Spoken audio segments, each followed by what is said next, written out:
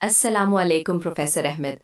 آج میں آپ سے انسانی جسم کے ایک ایسے حصے پر بات کرنا چاہتی ہوں جو مجھے حیران کرتا ہے، ایک پمپ جو زندگی بھر چلتا رہتا ہے۔ وعلیکم السلام فاطمہ، بہت عمدہ موضوع چنا ہے تم نے۔ قلب یعنی دل، اللہ کی قدرت کی ایک عظیم نشانی۔ کیا سوچ رہی ہو تم اس کے بارے میں؟ سر، ہم انجینئرنگ میں پمپس ڈیزائن کرتے ہیں، لیکن دل کی پرفارمنس اور ڈیوریبلٹی دیکھ کر میں حیران رہ جاتی ہوں۔ یہ کیسے ممکن ہے کہ ایک بایولوجیکل پمپ اتنا بہترین کام کرتا ہے؟ تمہارا سوال جائز ہے۔ چلو کچھ بنیادی اعداد و شمار سے شروع کرتے ہیں۔ کیا تمہیں پتا ہے ایک انسانی دل ایک دن میں کتنی بار دھڑکتا ہے؟ ایوریج 72 بیٹس پر منٹ، تو دن میں تقریباً 1 لاکھ بار۔ بالکل درست۔ اور ایک زندگی میں جو 70-80 سال تک پھیلی ہو، یہ تقریباً 3.5 بلین یعنی 3.5 ارب بار دھڑکتا ہے، بغیر کسی رکاوٹ کے۔ 3.5 بلین! یہ تو سوچ سے بھی زیادہ ہے۔ ہمارے انجینئر پمپس کو تو ہر کچھ سال بعد مینٹیننس یا ریپلیسمنٹ چاہیے ہوتی ہے۔ اور صرف دھڑکتا ہی نہیں فاطمہ، ہر دھڑکن کے ساتھ یہ تقریباً 70 ملی لیٹرز خون پمپ کرتا ہے، یعنی ایک منٹ میں 5 لیٹرز، اور ایک دن میں 7600 لیٹرز، یعنی تقریباً 2000 گیلن سے زیادہ خون۔ 7600 لیٹرز ایک دن میں؟ یہ تو ایک بڑے سوئمنگ پول کو بھی بھر سکتا ہے اگر کنٹینیوس پمپ کرتا رہے، اور یہ سب ایک مٹھی جتنے آرگن سے۔ جی ہاں، تمہاری مٹھی کے برابر۔ اور اس کی طاقت کا اندازہ لگاؤ کہ یہ اتنا دباؤ پیدا کرتا ہے کہ خون کو 30 فیٹ تک اچھال سکتا ہے اگر اسے باہر نکالا جائے۔ پریشر اور فلو ریٹ دونوں ہی لاجواب، اور اس میں کوئی ایکسٹرنل پاور سورس بھی نہیں لگا ہوتا، اپنی انرجی خود جنریٹ کرتا ہے۔ سبحان اللہ، یہی تو اللہ کی نشانی ہے۔ اور یہ صرف خون پمپ نہیں کرتا، بلکہ اسے 96,000 کلومیٹرز یعنی 60,000 مائلز لمبی خونی نالیوں کے نیٹ ورک میں بھیجتا ہے، ہر سیل تک آکسیجن اور غذا پہنچاتا ہے۔ 96,000 کلومیٹرز! وہ تو دھرتی کے گرد 2 چکر لگانے کے برابر ہے۔ ہم انسان اتنا لمبا پائپ لائن سسٹم بنا تو سکتے ہیں، لیکن اسے اتنی ایفیشنسی سے مینٹین کرنا ناممکن ہے۔ یہ صرف ایک پمپ نہیں فاطمہ، یہ ایک self regulating, self repairing, energy efficient اور اڈیپٹیو سسٹم ہے۔ اس کی ہر ڈیٹیل میں رب العالمین کی حکمت نظر آتی ہے۔ یہی تو ہے آیات اللہ، اللہ کی نشانیاں۔ سبحان اللہ! سچ میں جتنا سوچو اتنا ہی انسان حیران ہوتا ہے۔ اور یہ تو صرف ابتدا ہے فاطمہ، ابھی تو ہم اس کی گہرائیوں میں اتریں گے۔ میں انتظار کر رہی ہوں سر، مجھے اور جاننا ہے۔ تو چلو اس کے اندرونی میکینزمز کو دیکھتے ہیں، کیسے یہ چھوٹا سا آرگن اتنے بڑے کام انجام دیتا ہے۔ اس کے انٹرنل اسٹرکچر اور ورکنگ پرنسپلز کیا ہے؟ دل کے اندر 4 چیمبرز ہیں، 2 ایٹریا اور 2 وینٹریکلز، اور 4 ویلوز جو خون کے فلو کو صرف ایک سمت میں رکھتے ہیں، بالکل پرفیکٹ ٹائمنگ کے ساتھ۔ ویلوز کی پریسیشن تو کرٹیکل ہے، اگر تھوڑے بھی لیک ہو جائیں تو ایفیشنسی ختم ہو جاتی ہے۔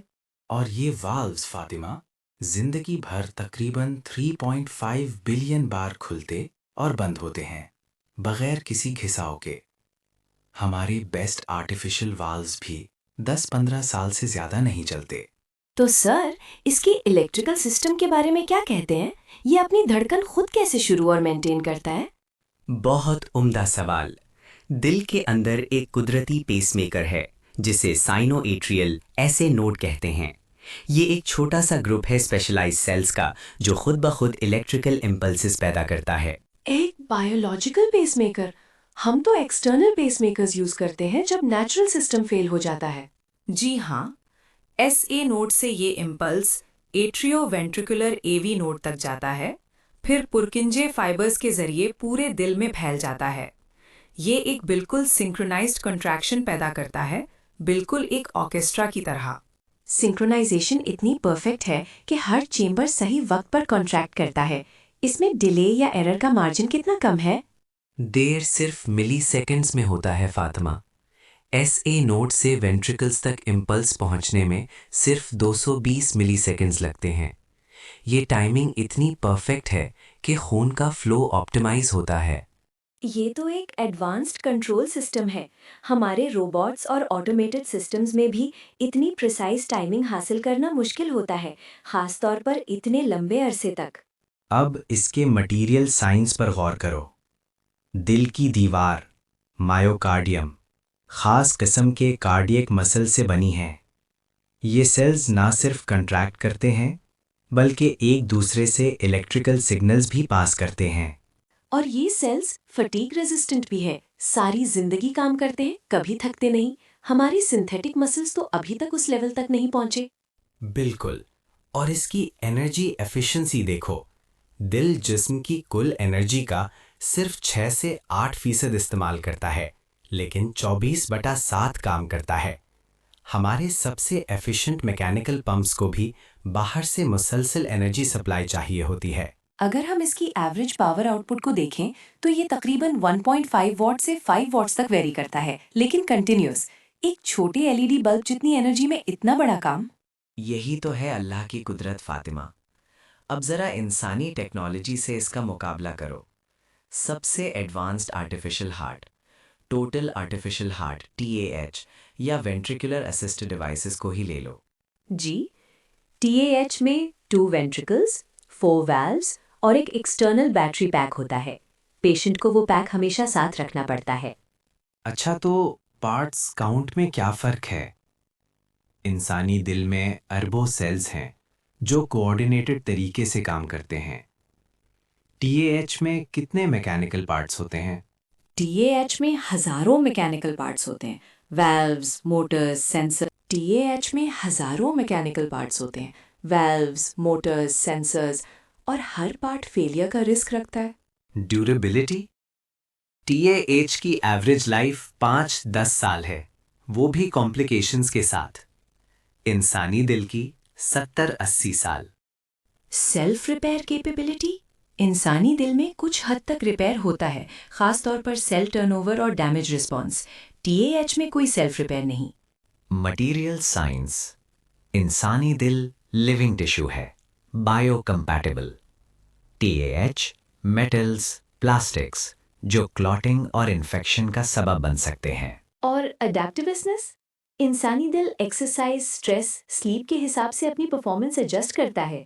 TAH میں یہ کیپیبلٹی لمیٹڈ ہے، ایکسٹرنل پروگرامنگ چاہیے۔ اب ذرا میتھمیٹیکل امپروبیبلٹی پر غور کرو۔ اگر ہم صرف ایک فنکشنل پروٹین کے رینڈم فارمیشن کی پروبیبلٹی نکالیں تو وہ بھی تقریباً 10⁻⁻⁴ ہوتی ہے۔ یہ تقریباً ناممکن ہے۔ اور دل تو اربوں پروٹینز، اسپیشلائز سیلز اور کمپلیکس اسٹرکچرز کا مجموعہ ہے، جن کی ہر چیز پرفیکٹ ٹائمنگ اور اورینٹیشن میں ہونی چاہیے۔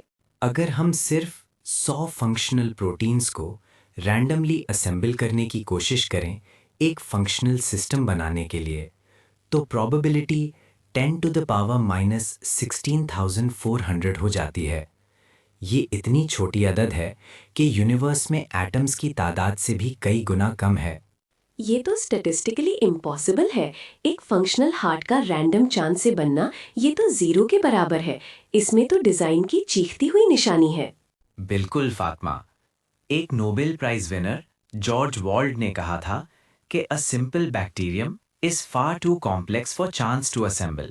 تو انسانی دل کا کیا کہنا؟ یہ تو سچ میں مائنڈ بلوئنگ ہے۔ جتنا زیادہ ڈیٹیل میں دیکھو اتنا ہی یقین ہوتا ہے کہ یہ سب کسی عظیم ذات کی تخلیق ہے۔ اور یہ صرف بایولوجیکل پمپ نہیں فاطمہ، اس کے اندر خون کی کیمیکل کمپوزیشن کو مانیٹر کرنے کے سینسرز بھی ہیں جو آکسیجن اور کاربن ڈائی آکسائڈ لیولز کو ریگولیٹ کرتے ہیں۔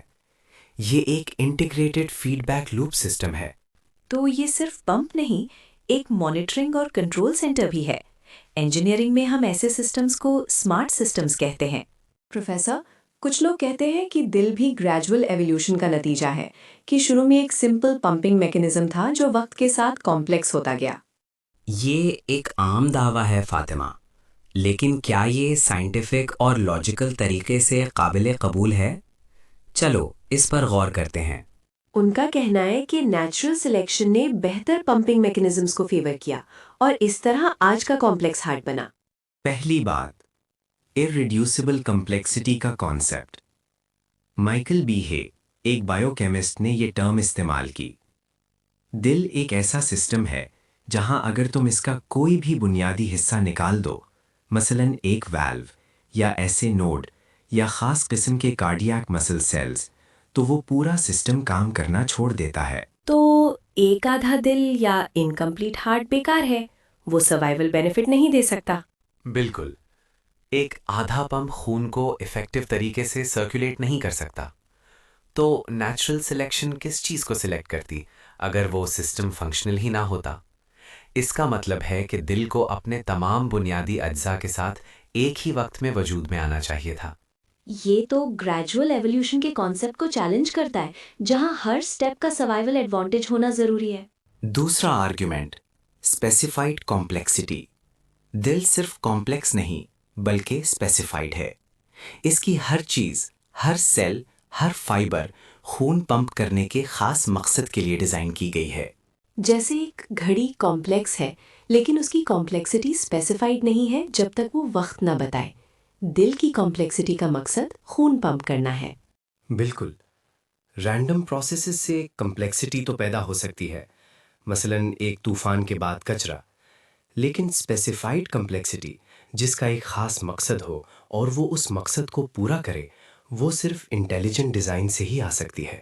اور وہ پروبیبلٹی کیلکولیشنز جو آپ نے پہلے بتائے تھے، ان سے بھی یہ ظاہر ہوتا ہے کہ رینڈم چانس سے اتنی اسپیسیفائڈ کمپلیکسٹی کا وجود میں آنا ناممکن ہے.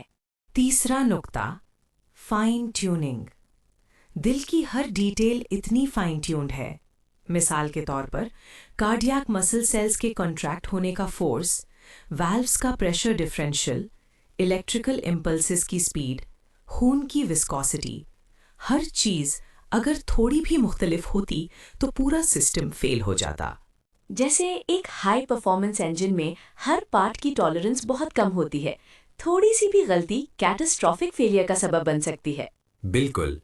ایولیوشنسٹ اکثر امپرفیکشنز کی بات کرتے ہیں، مثلا دل کی بیماریاں، لیکن یہ امپرفیکشنز اصل میں ڈیزائن فلاز نہیں بلکہ لیونگ سسٹمز کی اڈیپٹیبلٹی اور ویئر اینڈ ٹیئر کا حصہ ہیں، یا پھر ہمارے لائف سٹائل چوائسز کا نتیجہ.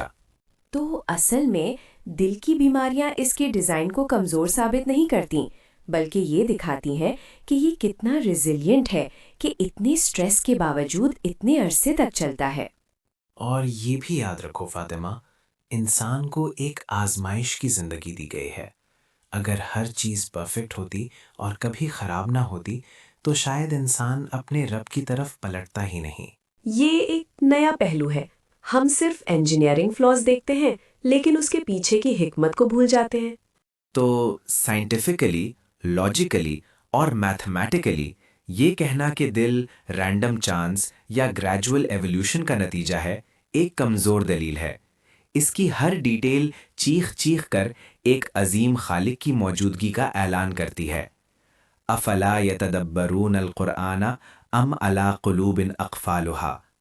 کیا وہ قرآن پر غور نہیں کرتے یا دلوں پر تالے لگے ہوئے ہیں؟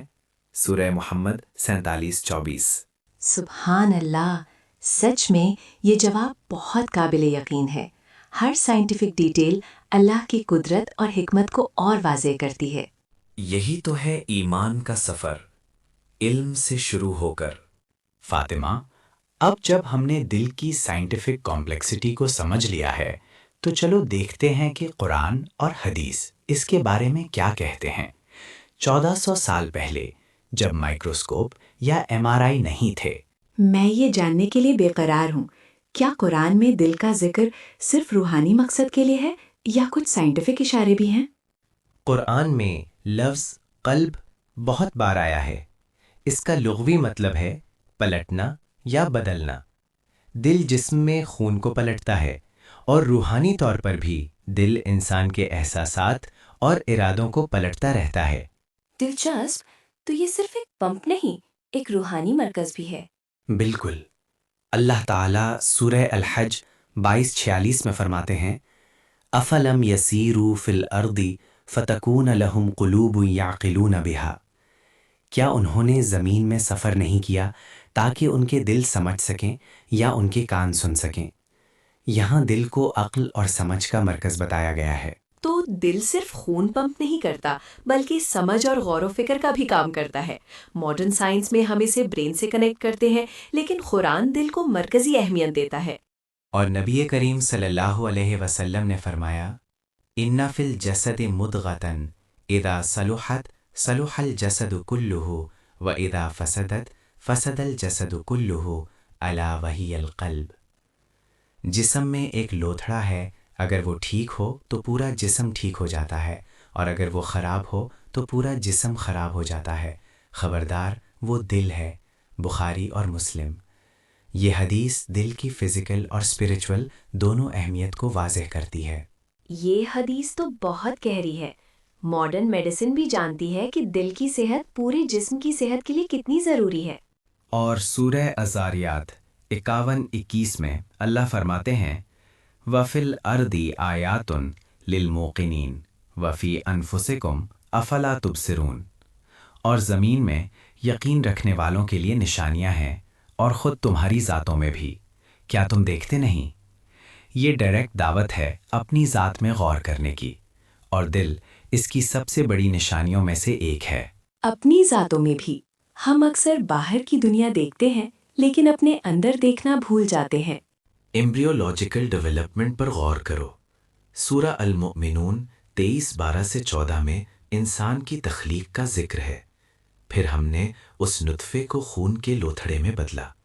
پھر ایمبریولوجیکل ڈیولپمنٹ پر غور کرو۔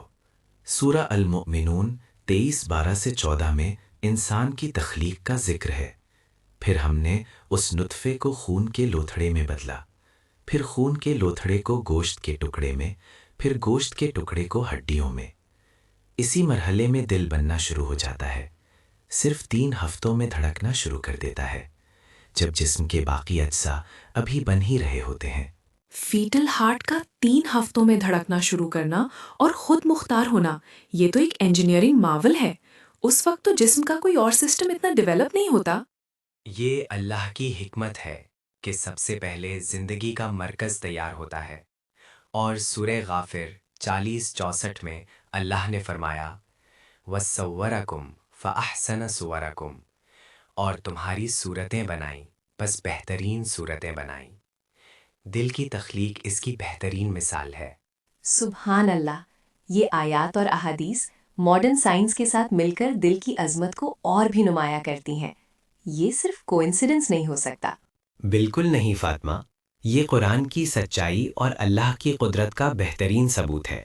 جہاں سائنس کی حدود ختم ہوتی ہیں، وہاں ایمان کا سفر شروع ہوتا ہے۔ پروفیسر، آج کی اس گفتگو نے میرے اندر ایک گہری تبدیلی پیدا کی ہے۔ میں دل کو صرف ایک بایولوجیکل پمپ سمجھتی تھی، لیکن اب میں اس میں اللہ کی عظمت اور حکمت دیکھتی ہوں۔ الحمدللہ فاطمہ، یہی تو مقصد ہے۔ جب علم ایمان کی طرف لے جائے تو وہ اصل علم ہے۔ یہ جان کر کہ میرے اندر اللہ کی ایسی نشانی ہے، مجھے اپنی زندگی اور مقصد کے بارے میں سوچنے پر مجبور کرتا ہے۔ ہم اتنے کمپلیکس اور فائنلی ٹیونڈ سسٹم ہے، تو ہماری تخلیق کا کوئی نہ کوئی مقصد تو ہوگا۔